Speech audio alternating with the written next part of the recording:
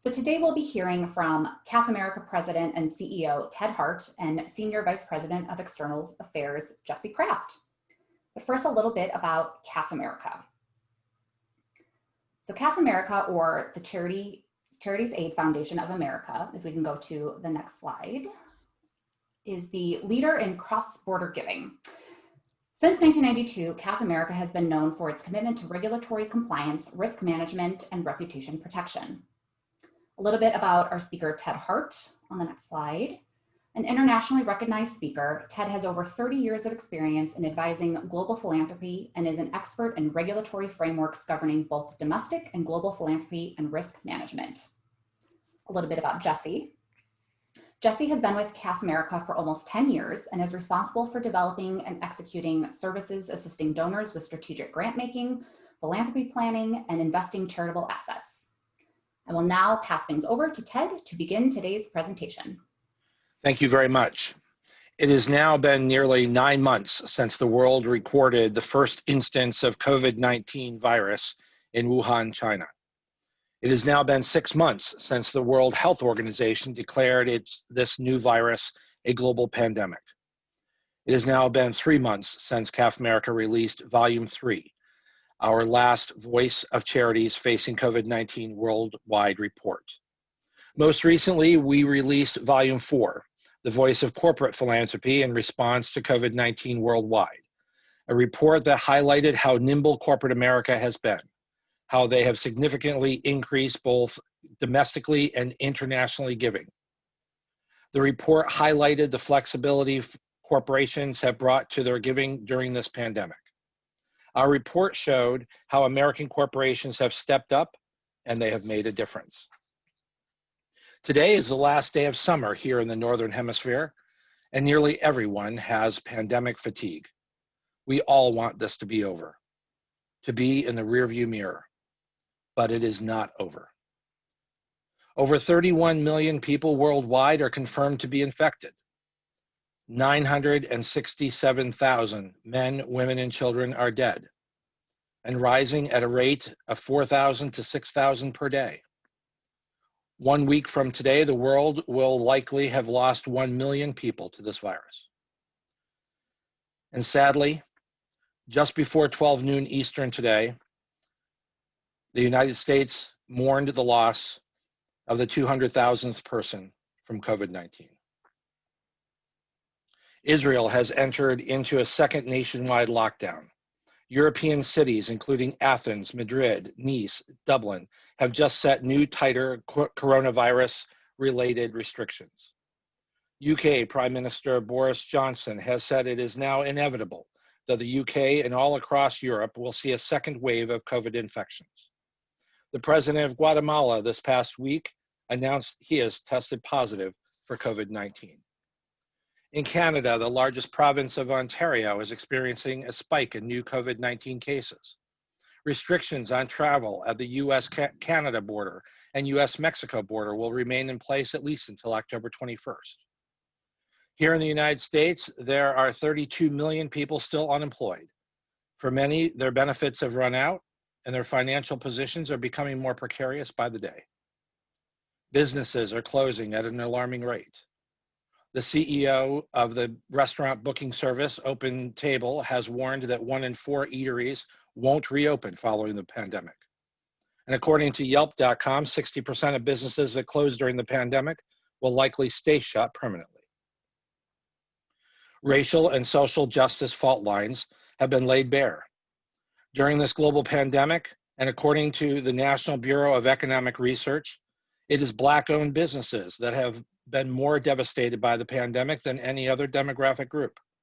The number of Black small business owners has plummeted from 1.1 million in February to just 640,000 in April across the country, a 41% drop. COVID-19 continues to challenge humanity. And in every town, in every country around the world, there are volunteers and nonprofit organizations struggling to help meet the needs of their communities. Today, CAF America delivers the 5th installment of our COVID-19 worldwide reports. It was important that we check back in with charities worldwide, charities that our first 3 surveys showed were struggling as the first wave of COVID-19 swept around the world. In many cases, they feared for their own survival if they did not find relief to the triple threat of decreased funding, increased demand on services, and increased costs due to PPE and other related costs due to COVID. What we have learned and what we will share with you today is that the impact of this global pandemic on charities worldwide is relentless. 25% of charities responding believe that there's a real possibility that they will have to cease operations in less than 12 months if they cannot dramatically change their current circumstances. And nearly 3% have already closed their doors. Today, we will share with you more than just the voice of charities. We will show you the face of charities during COVID-19 worldwide. This is an emotional story of communities in crisis and hard-hit nonprofits struggling to meet the needs of people who never thought they would be out of work, let alone be without food. Hardworking employees and volunteers struggling to keep the doors open to provide vital service. But when the donations dry up and PPE expenses take the final reserve funds, sometimes shutting down for good becomes the final word. It's been 6 months since CAF America made its first COVID-19 grant, and absolutely nothing is the same. No one works the same, socializes the same, plays the same. Yet, through the fog, through the haze, through the late nights and long hours, stress and concern, strategies are emerging. Charities around the world are showing resilience. They are showing determination. They are showing creativity. Donors are stepping forward as never before. They are showing dedication to mission. These are the stories you will hear today. These are the lessons we will help you learn today. These are the strategies of Volume 5, the face of charities during COVID-19 worldwide, that we will share with you, as together we find a way to succeed during and past this global pandemic. Joining me today is Jesse Kraft, and I want to share with you, next slide please. We had a tremendous interest on the part of charities around the world to participate in this survey, to tell their stories, to share their strategies. More than 75% had participated in prior surveys, with an all-time high of 156 countries around the world represented in this survey. Jesse, it's been incredible, the level of participation in this survey. Yes, but you've got even more to share with us. Yes, absolutely. Yeah, we've been really pleased to see the number of repeat respondents, because I think it really adds a lot of richness to the data that we have to share today, and helps us tell the trajectory of some of the stories of these organizations that have been participating all along. If we go to the next slide, share with us the regional diversity. Yeah, I mean, we're really impressed to see that we've maintained, you can see that we've maintained a lot of regional diversity throughout the 4 reports, and that's continued in this. As you can see, the colors in these bars show the different surveys that we've had, and now we're on the 4th survey. So I think that's part of what's made these reports so impressive to us, and helpful to all of our donors and everyone that's tapping into these resources, because it really shows a global picture of what nonprofits are dealing with around the world. And a lot of diversity in the kinds of charities that are participating, if we go on to the next slide. Yeah, I think it's also been great to see such a wide representation and diversity in the scope of work of our survey participants. So, some of the most important and eye-opening information to come out of these reports has been descriptions on how each of these different sectors have suffered. Our survey respondents have underscored some much larger societal issues as a result of the global pandemic. Things such as food insecurity, mental health issues, domestic violence, inadequate digital infrastructure for students, and lost livelihoods are all recurring themes. And And they're happening throughout this variety, throughout these different scopes of work for the respondents that are participating in these surveys. I'm going to go to the next slide, but Jesse, in the introduction, I shared that there's something very different about this volume 5, and it's the face of charities. And we were very careful as we put this report together to make sure that there were a lot of diversity of voices when we put these faces together. This is a very emotional report that we're going to be sharing today. Tell us a little bit about what we're going to be sharing over the next hour. Yeah, so while each of these surveys, through these surveys, we've been able to pull out little threads of stories to help give us a broader picture and to help illustrate some of the statistics we were seeing. This volume really allowed us to dig deeper into several of these case studies so that we could better understand their stories of survival or of failure, in hopes of sharing important lessons each have learned. And we were able to have some really interesting conversations with each of these organizations, and each of them, regardless of whether they've been successful or not, were very open and engaged and wanted to share the lessons that they've learned, because they understand that these lessons are important to everyone and to hopefully the survival of other charities. So it was a different approach, and we're really excited to share it with you. Going on to the next slide, Jesse, again, this is spanning the entire pandemic, going back to the beginning, our first report back in March. And quite honestly, when we wrote that first report, we didn't know there'd be a series of reports. And I don't think anyone thought that this pandemic would be going on this long. But what's shocking about this page here is that there's a red alert going on this page here, Jesse, a high concern on the part of charities. And this page is about the survivors. And back in March, 96.5% of charities reported that they had been negatively impacted. And then each of the reports, report number 2, volume 2, that had subsided just a little bit, but a little bit of a positive report there. We got to volume 3. We saw the trend line was a positive one, going down, but did not drop below 90%. And Jesse, now we're in August, it's ticked up. Yeah. There's, as you mentioned before, there's a lot of fatigue around the COVID-19 news stories and about the lockdowns and these effects, but this is still very real and affecting so many in different ways. And like you said, the reality of this crisis is that it is relentless, and we're really seeing that here. 6 months later, we are still every single day making changes to grant agreements to accommodate charities that are unable to complete their important work as they'd intended, or they need extra time due to operational difficulties or things like that. So we're still dealing with this on a daily basis in terms of how the flexibilities we're offering to these grantees that are having trouble. Before we move on, I don't want to move on too quickly, because it's not just about the charities. It's about those who need the charities. And according to the Food Research and Action Center, Jesse, 29 million adults here in the United States and 1 in 10 children in America had inadequate amounts of food before the pandemic. And this year, due to COVID-19, the estimate is that 54 million Americans will be food insecure. You have a rather shocking story to share with us from the European Food Bank Federation. And this is our first story that we want to share, that we delved into the strategy, what's going on with one of these funded charities.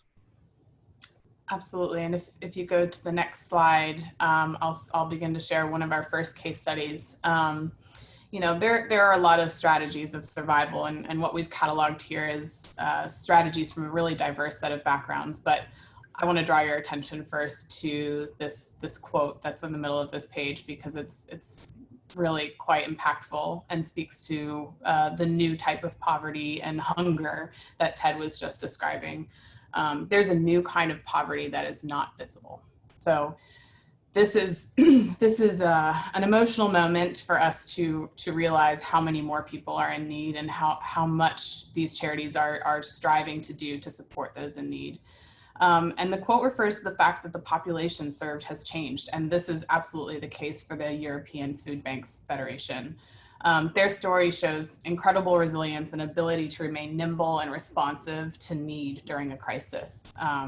They've seen the number of people that they serve double since the crisis began. And amidst all of that, they were forced to absolutely change their operational model to collect food from many different places instead of a few. You know, in the beginning, when restaurants were closed and schools were closed, and the need for food banks was increasing, there was a lot of food that was going to waste, and they did a lot of work to make sure that they were able to collect from all of those new sources that they didn't have previously so that they could fill the demand that they were seeing. They also previously had many elderly volunteers, and they had to recruit university students instead to come and replace them, given that the elderly volunteers were much more vulnerable to COVID-19. So, you know, we're seeing an incredible story come out of the work that they're doing amidst this just truly terrible quote that we see here from their experience. Jesse, there's few things more emotional than when your volunteers, your donors become those that you're providing service to. And when the poverty, those that are poverty are those that are those that were at one time your supporters. In this case, we have the European Food Bank Federation that had to reinvent themselves from volunteers to sources of food, but also sources of funding. And so this is a complete renewal.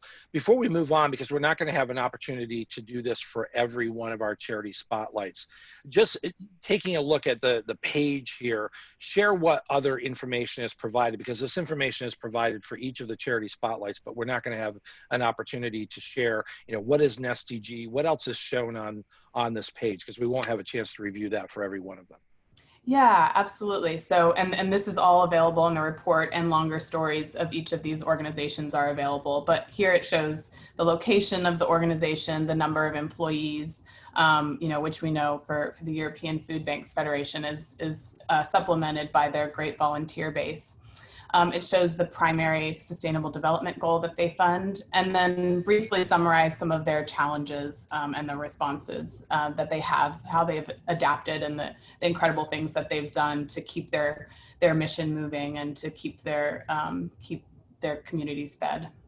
Thank you. Let's move on to the next page, and we're going to be taking a look at the impact on operations and services. And Jesse's a wide spectrum of impact on services and operations, from the ability to provide regular services to providing new services and programs that responded directly to COVID-19 and related services. And you've got two great stories that are going to speak to this wide spectrum of an impact on services and operations.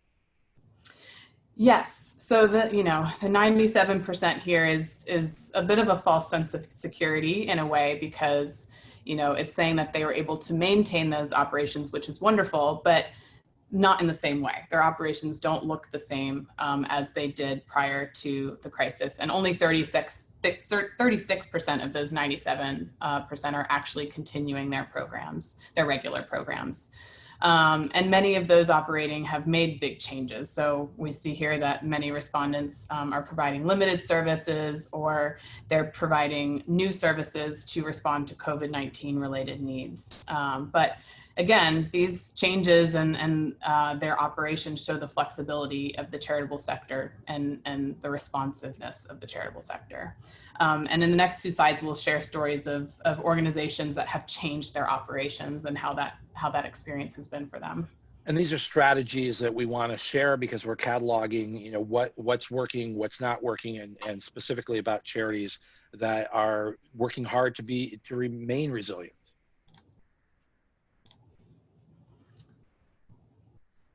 Yes, if you go to the next slide, I'll share the next case.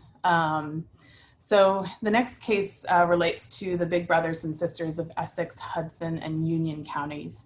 And just as a reminder for context, this is an organization in the US based in Newark, New Jersey, which is very near the epicenter of the start of the pandemic in the US. Well, not quite the start, but the hardest hit area in the beginning. And while their programs have continued, they have scaled back their expenses because they can no longer have in-person interactions between the bigs and littles, which is the terminology they use for their mentoring program. And they have saved about, in these austerity measures that they've taken, they've saved 13% of their normal costs, which they've then taken to dedicate towards existing relationships and towards meeting the new needs of these communities. So they, continued their operations in a very different virtual environment, and then shifted so that that the children they serve, who are already vulnerable, could still have access to some of their services. And they've also benefited from several grants and loans. And so at the moment they feel financially sustainable. So this is a success story of how they've been able to shift and keep themselves sustainable over this period while still providing their services.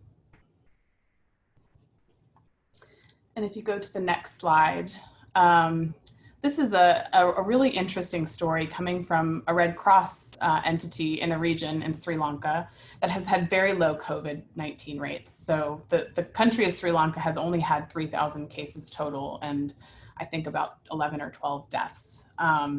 So actually they lost a lot of donors that are typically focused on hotspot COVID-19 areas. So for donors that tend to fund Red Crosses, of course, their attention was diverted toward Red Cross entities that had the most need related to COVID-19. So instead, they've actually been working really hard on preventive activities. They suspended all programming not related to COVID activities. So they worked on a lot of awareness raising, hygiene and sanitation, PPE distribution and production, and delivering relief directly to people's homes, using WhatsApp actually as a medium of communications. And they also, as is demonstrated in the quote here, they learned how to produce their own PPE to reduce their costs.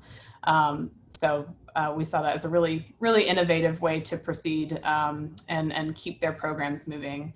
And they've also working with their volunteers as couriers for the elderly and individuals with compromised health to bring them food and medications and other things that they need during the lockdown. Moving on to the next slide, we want to talk about this topic of resilience or financial security or insecurity. Jesse, during this pandemic, charities are fighting against the clock to sustain themselves. Thankfully, as we're looking at this, the survey is showing that half of charities do feel secure.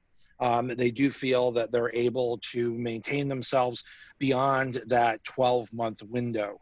But 25% feel that unless something dramatically changes for the better, they will be forced to close down within the next 12 months. And then, Jesse, equally shocking is that 25% of charities simply just don't know what the future looks like. It is that uncertain.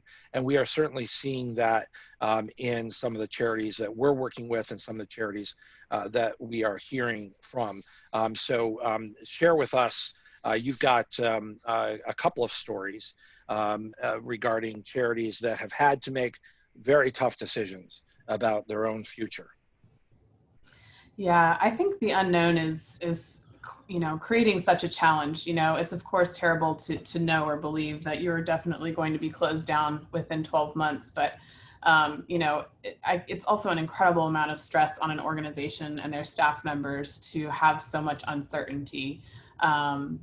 So I think that's a challenging thread of the story that we're seeing with these organizations. And of course, Jesse, it's that triple threat: the lowering of funding, the increased expenses, the increased demand for services that makes things so unpredictable.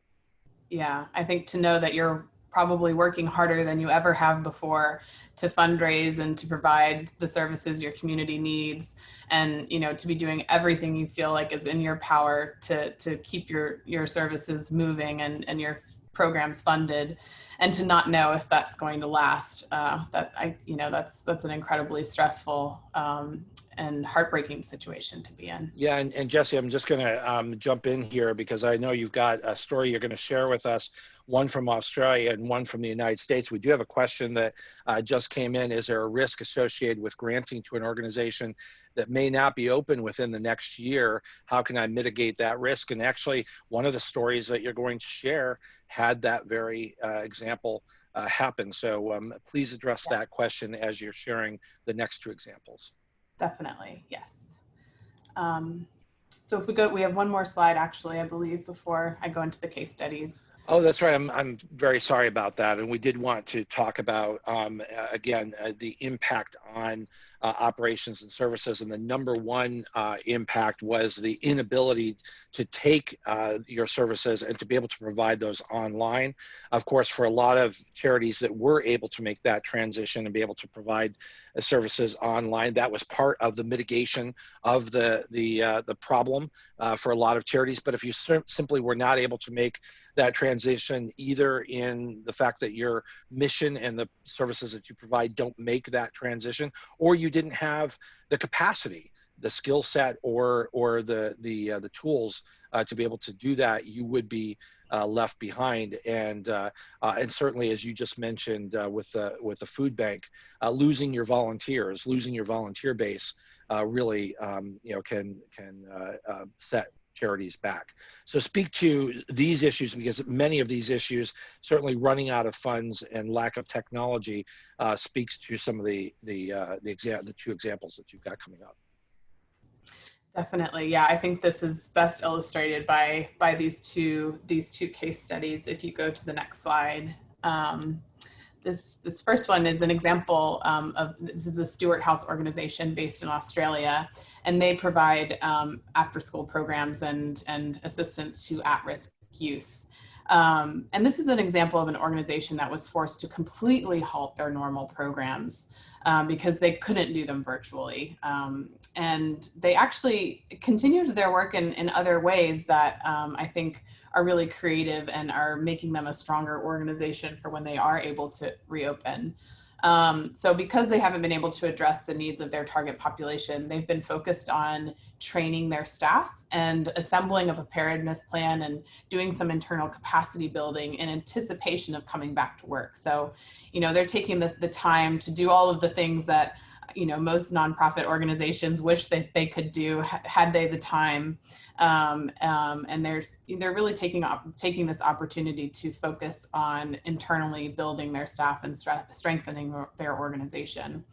And they hope to open and restart their programs very soon. But the next example, not quite so lucky. Yes, this is a really sad story of an organization that has actually closed. And, we had some great conversations with them to understand, all of the factors that led to their closure. This is a small organization in Central Oregon called the Central Oregon Youth Development Organization.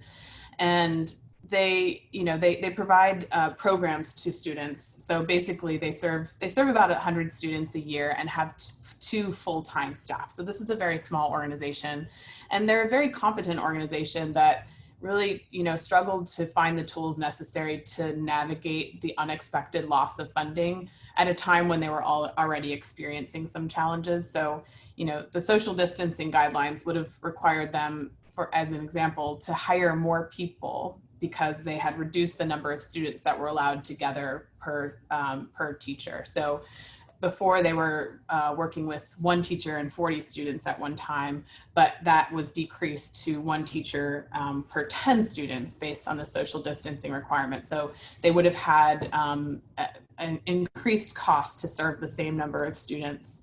And this actually really, this case speaks to the question that was asked earlier, which I'll repeat again, just for everyone to know. So the question was, as a funder, is there any risk associated with granting to an organization that may not be open within the next year, and how can I mitigate those risks?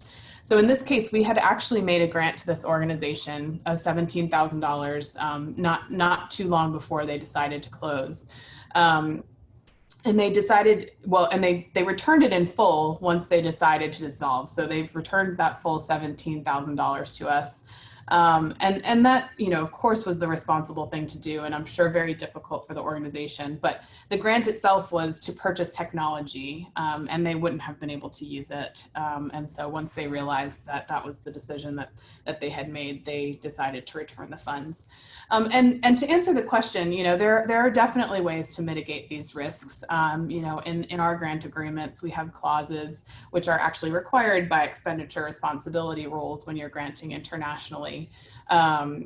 That if the organization is to dissolve, they must return any unused funds.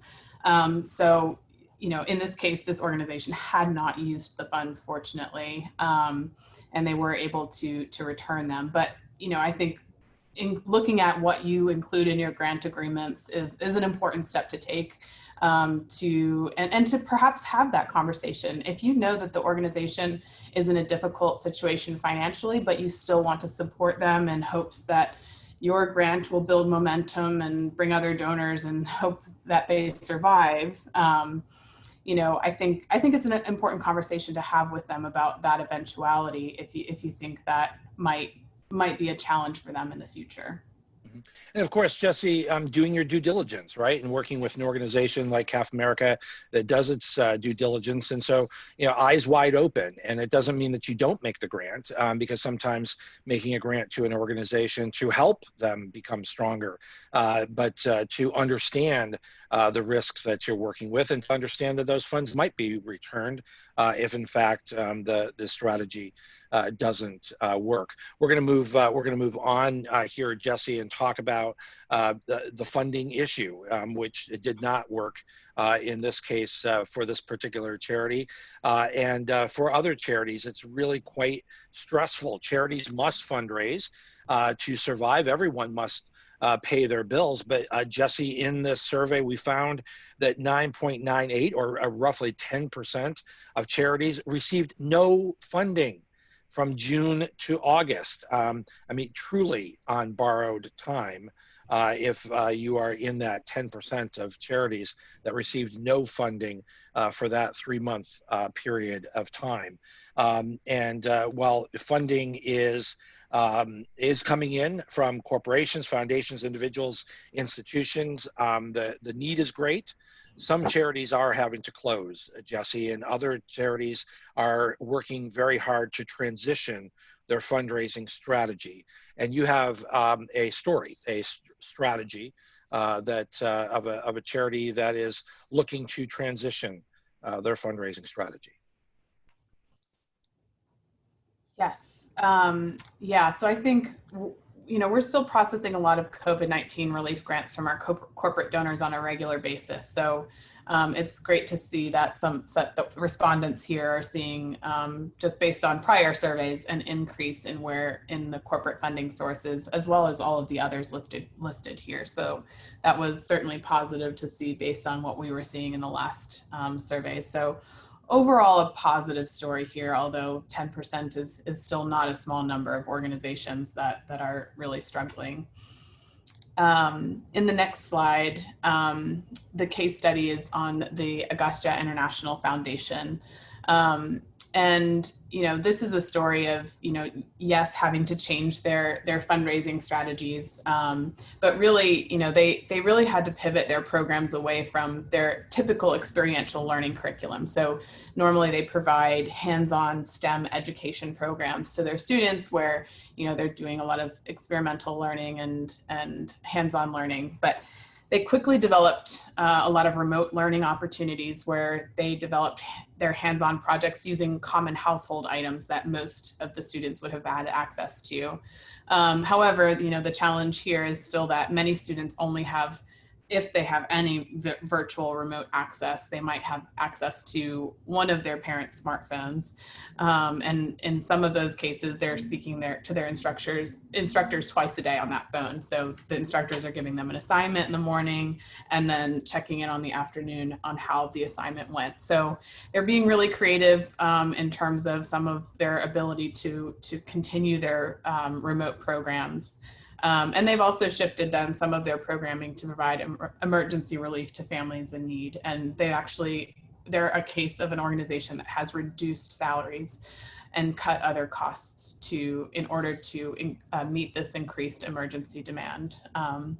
So we've been working with AGASTYA on behalf of some of our corporate donors in the tech sector for several years now, and it's been great to see that the donations to them have continued. So we are still making grants to them, but it's certainly one of the cases that brings a lot of emotion to hear that, you know, this staff that's working so hard has had their salaries reduced in the meantime. It's a difficult time and lots of creative strategies. We're going to move on to the next slide, where we're documenting that nearly 83% of charities are looking to adapt their fundraising strategy. They're trying new ways to attract fundraising, some very creatively. Jesse, you've got a story that you're going to share with us about a strategy, and to try to boost our spirits, this one involves animals. Yeah, so it's really cool to see that 83% of organizations have adapted their strategies. And it's interesting that, you know, all of this is linked back to innovation, and we've seen so many charities become so flexible and innovative that the stories following really show a great example of that. So in the next slide, this is a case of the Cheetah Preservation Foundation. And in the beginning, they reported that they didn't expect to last 1 month. So most of their income is from tickets purchased to go and enter the reserve and to visit with the animals. And so when the lockdown happened, they, you know, of course, weren't able to sell those tickets, and they lost the majority of their funding almost immediately. But that has really changed. Their outlook has changed because of their creative fundraising strategies. So they've put out a lot of YouTube videos with the staff dancing with the animals, and you know, some clever videos have come out, and they've conducted fundraising programs to continue to feed the animals during this time. And so through their variety of appeals that really pull at the heartstrings, they've been really effective in raising the funds they need to keep the organization open and keep the animals fed. And, you know, actually one of the ways that ultimately they were able to reopen was that there is a restaurant on the wildlife reserve, and when food establishments were able to reopen, they were able to reopen their reserve as well. So that's been helpful. And now they have a much more positive outlook. So it's been great to see the creative strategies that they've brought to the table. And paying attention to all opportunities that can come your way. Moving to the next slide, Jesse. All opportunities need to be on the table, and a powerful strategy is the power of partnerships and working together. 2/3 of charities that responded to our survey plan to join forces to do more together. And Jesse, you've got a great story that highlights this powerful strategy of working together and building partnerships. Yeah, building partnerships has been a really important mechanism for survival and continued operations for many organizations. And it's one that we've been advocating for and speaking to our charity partners about when it's relevant, because I think it's an important strategy. And it's great to see here that 2/3 are actively exploring these opportunities. So in the next slide, this case study with ABANTU for Development is an organization in Ghana. And it's a great example of how building partnerships can increase impact and drive your mission forward in different ways. They partnered with, for example, the Ministry of Gender, so a government entity, on a hot meals program. And in turn, they also received funding from this ministry. And they also have partnered with different advocacy groups to increase the awareness of growing domestic abuse cases in the country, and then also partnerships with gender coalitions to reach more communities and to have a greater awareness of women's needs as they arose. You know, we're seeing this landscape shift dramatically over time. And so they really saw these partnerships and you know, these new communications and connections between these partnerships as a way have a better sense of the needs of the women that they serve in their communities. And then additionally, so not only were they able to build up their communication mechanisms and reach more people, but they were also able to access funding that they wouldn't have had otherwise, because they were demonstrating this partnership approach.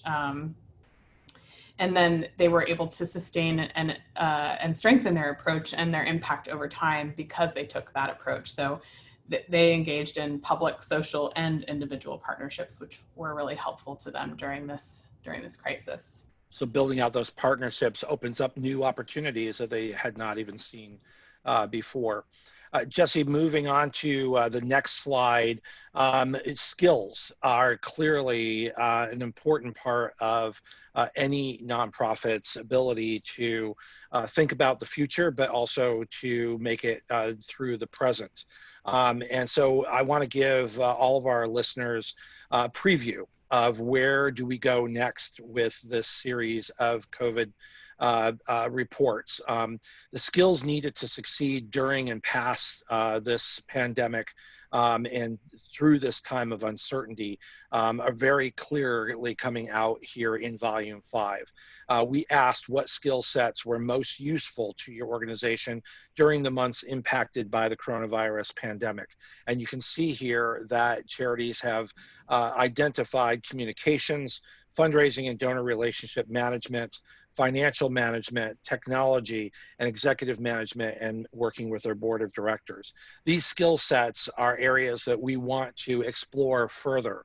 So as a preview to Volume 6, CAF America will be partnering with the Resource Alliance and a number of other organizations to do a truly global skill set review on what are the needs of charities around the world and what are those skills that are going to propel charities for success during and past this period of the coronavirus, and to tell that story and to outline what those skill sets will be, and then to build out the training for charities around the world in those skill sets.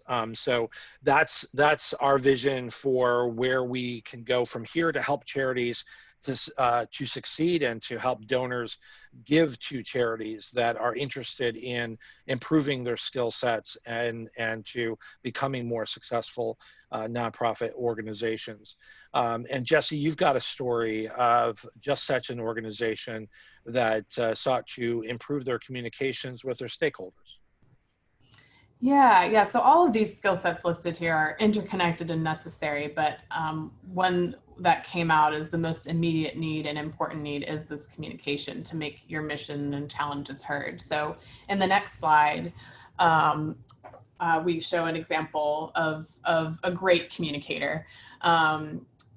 This organization, they're Feeding Hong Kong. They supply food to many charities and food banks around Hong Kong. And I was so happy to see that this came up because I've worked with this organization for a long time and know them to generally be good communicators. So it's wonderful to see them advocating for this skill and sharing how much being responsive and being a good communicator has helped them navigate these challenges.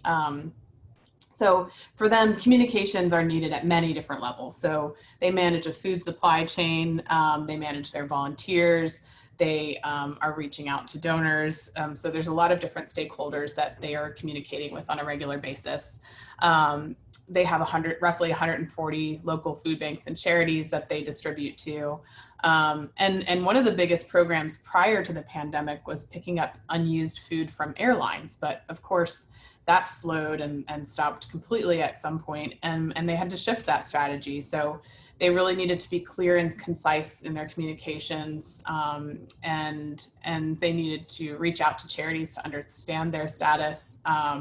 And they really, developed some internal systems and with their staff to make sure that they were addressing these needs and reaching out to all of their stakeholders on a regular basis.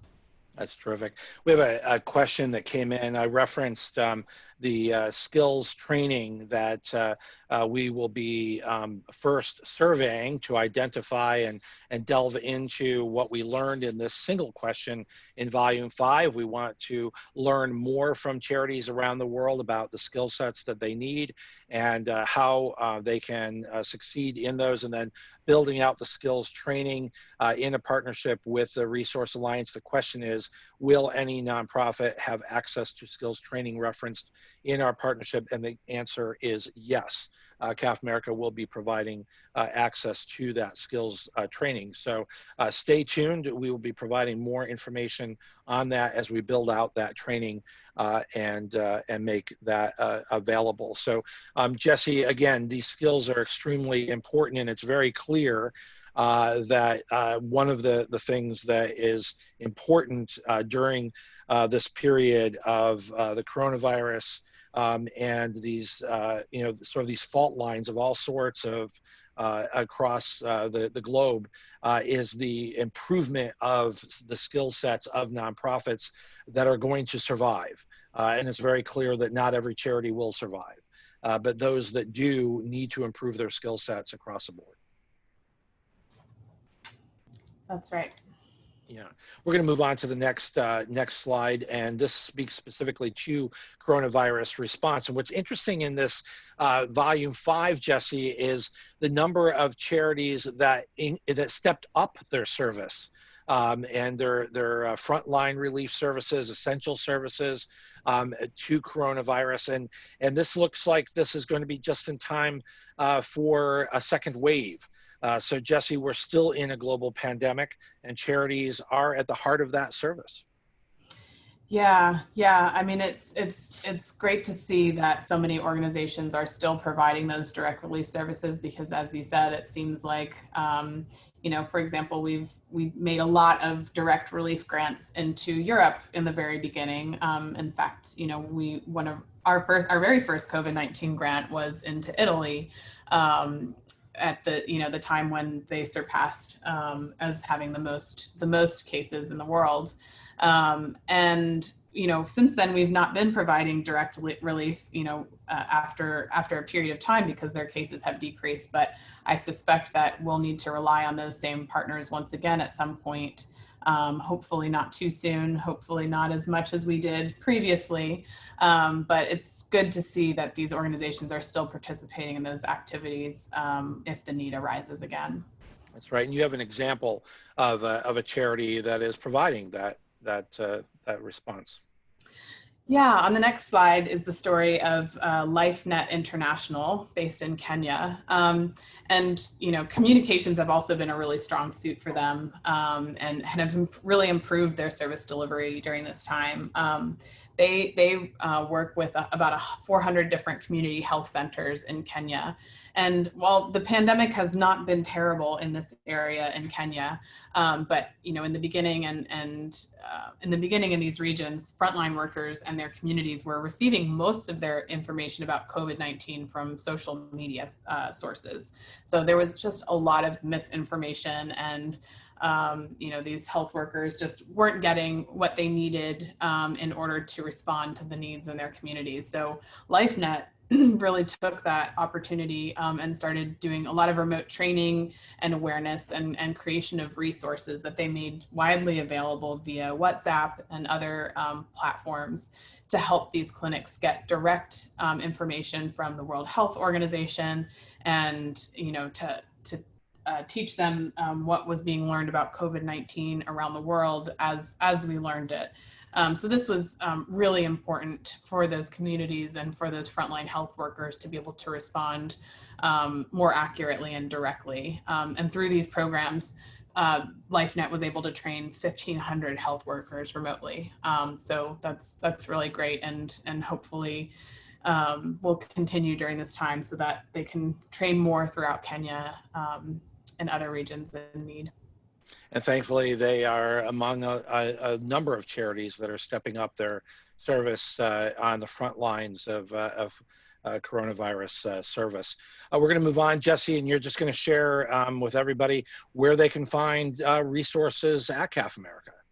Yeah, first of all, everyone, as Ted noted, stay tuned for Volume 6. I think this is going to be really important and instrumental to hopefully to many organizations as they understand and develop the skills that they need to survive some of the challenges we've been talking about today. So really excited for what's to come with Volume 6. But just some resources. So CAF America is still, as we mentioned earlier, being as flexible as we can with grantees, working with them to extend their eligibility if needed. We have a page on our website that has a list of eligible organizations that are responding to COVID listed by country, and that's been a really important resource for our donors through this crisis. All of these webinars and podcasts, now this is our 5th volume, and we've done accompanying webinars and podcasts with different stakeholders, and some of these have been with our corporate partners and others. All of that content is available on our website, the webinars and podcast recordings, as well as the reports. So there's an accompanying report to each of these volumes as well that you can download there for free. Jesse, as well as full transcripts of all the podcasts as well, and the webinars. Yes, sometimes it's more digestible if you can read through it. So we make those transcripts available to everyone as well. Yeah. Next slide says that we're available for questions. We have a couple of minutes and we do have some questions. So I'm going to ask the first question here is, can you share any other common success factors that have allowed organizations to sustain operations? So specifically, some of the charities that you're working with, Jesse, what are some of the common threads? Yeah, definitely. I think, some of the organizations we're working with in the beginning were frantic about the fact that they might lose funding from different corporate donors. And so one thing that's been really important is for them to upkeep their communications with their normal donors and to ask, for timelines on, if they're going to continue their normal programs. So again, I think that line of communication being an important skill really comes in. And I know we've talked about partnerships, but I think that's an area that that deserves more consideration and more thinking by each of these organizations to help them understand, to help them look into what organizations are around them that are doing similar work that they might partner with to strengthen some of their operations. Maybe this other organization is doing something better that they could learn from. I think a lot of the challenges we're all experiencing are similar. So even if they're not ending those conversations in a partnership, they're going to learn from those conversations and from the experiences of others.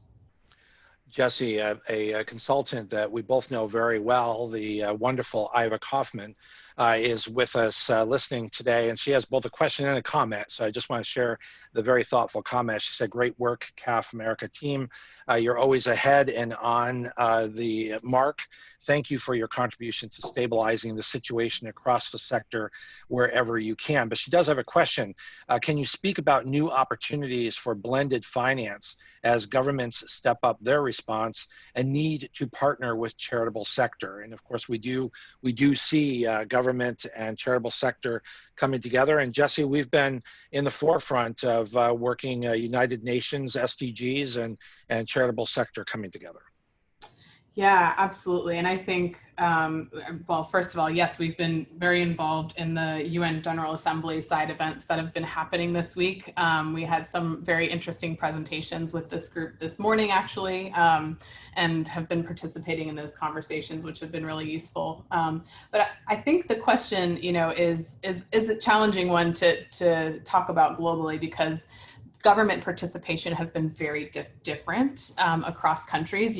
We see some countries where the governments are providing a lot of relief and support, and then some countries where the government is completely ignoring the nonprofit sector, and even maybe where they are providing loans to businesses, they're not providing loans or assistance to that nonprofit sector themselves. So it's something that we're also hearing very different experiences among our grantee partners based on where they're located, and lots of variability around the world. Some partnerships and some not so partnerships.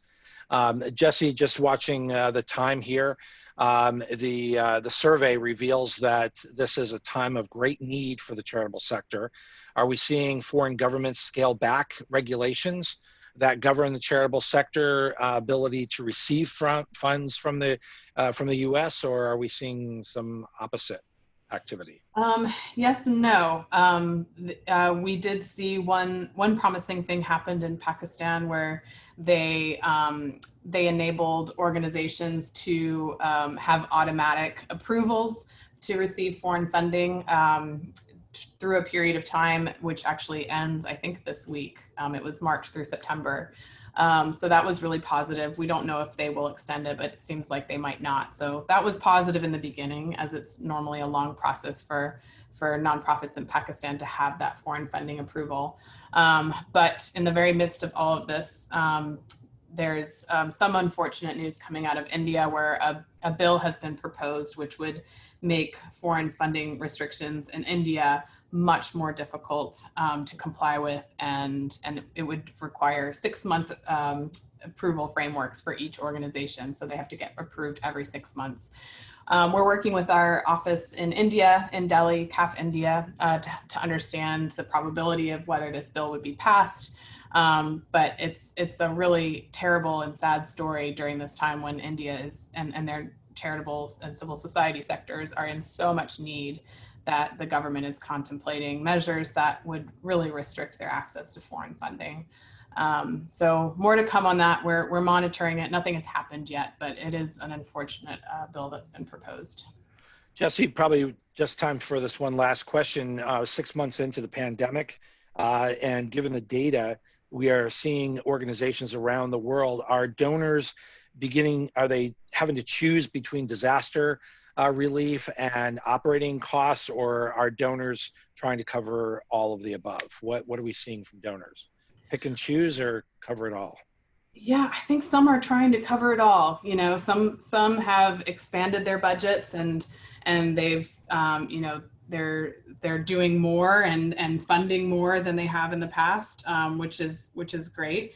But I think, you know, we'll be really interested to see how those corporate foundation budgets land after the end of this calendar year, to see because many of them are doing their budgeting now. But of course, that question varies across the different corporate sectors. You know, some That's corporations are faring okay during these times, and some, such as the hospitality sector, are having to decrease all of their charitable funding. Right, and as we saw in volume 4, and we direct people to our volume 4 report, a majority of corporations do see their funding staying stable or increasing.